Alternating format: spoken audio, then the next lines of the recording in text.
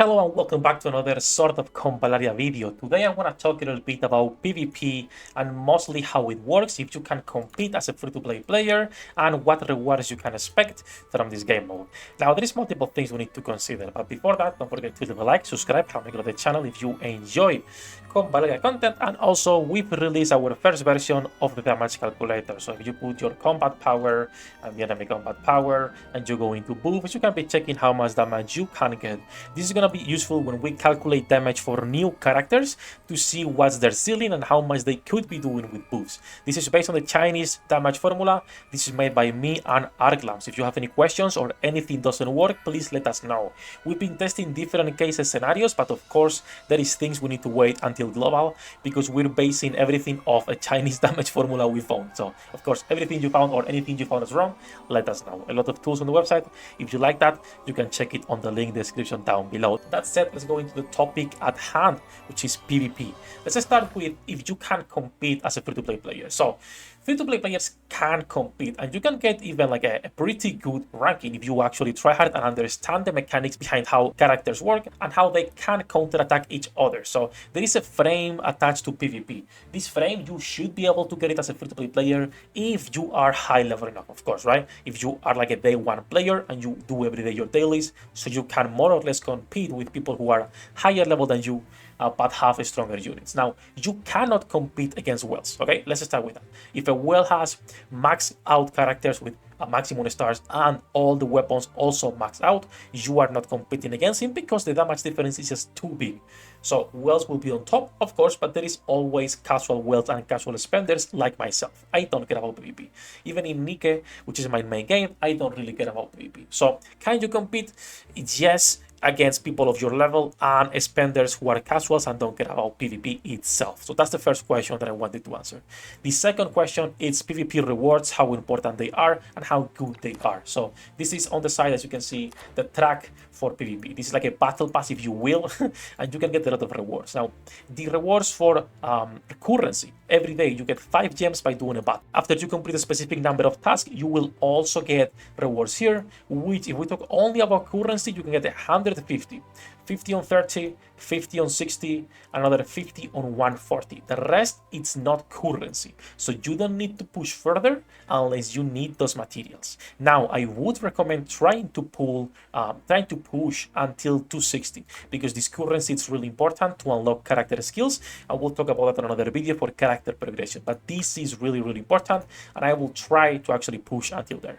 So 260 is like the bare minimum I will say people can push, and you'll complete this as long as you do your dailies every day, you do your auto battles, or even if you want to do normal ones, right? So that's for the rewards. That's for if you can compete. Now I want to talk a little bit about PvP defense and how it works itself the game mode. So let me go into my defense so I can explain this a little bit. I will show you an example. So this is the defense. This is where your enemies will spawn, and this is what you need to protect. You need to protect these two pillars right here. You can place down traps, you can place down a lot of things. So for example, if I go to this tab right here, I can switch to traps and I can put different types of traps that will benefit your characters. You can also put these things to stop the enemy. Of course, there is a limit on how much you can put, right? You can put different types of traps that will cost different amounts. So as you can see, 5 out of 10, a trap costs 5. So I can put one now and have 7. So as you can see, that is how it works. It's pretty simple for the PvP side, honestly. Now, why is everything empty on my side? Why there is nothing here? Well, there is a trend on a lot of servers, even on the Korean server. If you go to the DNC forums, which is basically the most popular forums in Korea for this game right now, and you will find that the biggest or one of the biggest theory crafters is actually called Level 1 Police. And this guy, which is the one maintaining most of the tier list, character guides, etc. on this forum, recommends, and he also does this by his name, of course, to leave only a level 1 unit as your defense. Why is this important? Because you do not lose points when you lose in PvP. Meaning you can help other players get their rewards just by leaving a level 1 character that will die fast and they can get an easy victory against you. So that's why you will see a lot of people, myself included, leaving a level 1 on the defense because I don't care about PvP. And since losing does not really matter, why would I really try hard, right? Now, if you want to try hard, of course, I'm going to be making some guides on strategies and on the best defense you can be making. But what are the rewards you can be getting for winning, and how do you get more traps? Well, you will get this currency every time you win in PvP, and this currency is exclusive to the shop for traps. Of course, they are consumable, so you are going to be using these traps if you want to, right? In my case, I'm going to be living on level 1 unit, so people can just win and not worry too much about that. So that's basically how PvP works. You set up your defense team, your traps, and you do your daily missions, which you could do even on auto or try hard if you really enjoy PvP. When it comes to the rewards, once again, 150 currency, and you can get this extra currency to swap your skills on your characters, which is really, really important to grind. So you don't need to push further unless you want the other resources, which are also pretty good, honestly. So that is how PvP works in this game right now. As you can see, by season, right, you will get a different ranks and different rewards. Even by season, the rewards are not that amazing. Like, so if you are the most casual guy out there, you'll get 100, and then the most tryhard people will get 300 only. The frames are for specific seasons in PvP where they change things up, so in those you might probably want to try hard. But for the normal PvP rewards, it's not really necessary. I will try to, most likely for people to try to reach these 2 ranks in here, so they can get at least 200 currency per cycle of PvP. Now that said, like I was saying, that is how PvP works. So before I go, I will leave you with the match completely on auto, so you see how PvP is actually done in game. And I will attack this guy, which is of course lower level than me, so I can actually I'll go and auto him, or I should be able to, even though my characters have no gear right now. So this is gonna be a really fast victory or complete defeat. That said though, if you enjoy this type of content, as usual, remember to leave a like, subscribe, and that's gonna be it for this one. Thank you for watching. I'll see you in the next one.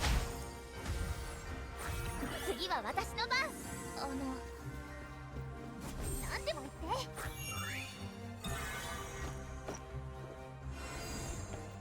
武器を取れ。奴らに引導を渡すぞ。物足り。次だ。腹が減ってはいる。ありがとう。そんなもの。何か私にお手伝いできることは？いいタイミング。ありがとう。次は私の番。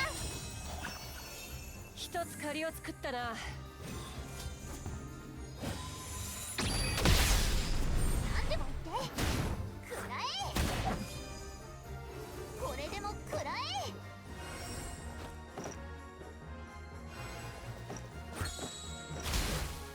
武器を取れ。奴らに引導を渡すぞ。無礼は許す。無駄な動き。どうしたらいいの？そんなもの。何か私にお手伝いできることは？ありがとう。次は私の番。感謝いたします。一つ借りを作ったな。何でも言って。武器を取れ。奴らに引導を渡すぞ。死ね。無礼は許す。次だ。何か私にお手伝いできることは？一つ借りを作ったな。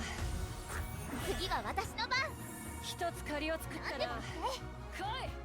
全力でぶっ潰してやるよ。どうしたらいいの？何か私にお手伝いできることは？一つ借りを作ったな。次は私の番。一つ借りを作ったな。何でも言って。一つ借りを作ったな。死にてえのか。死ね。無礼は許す。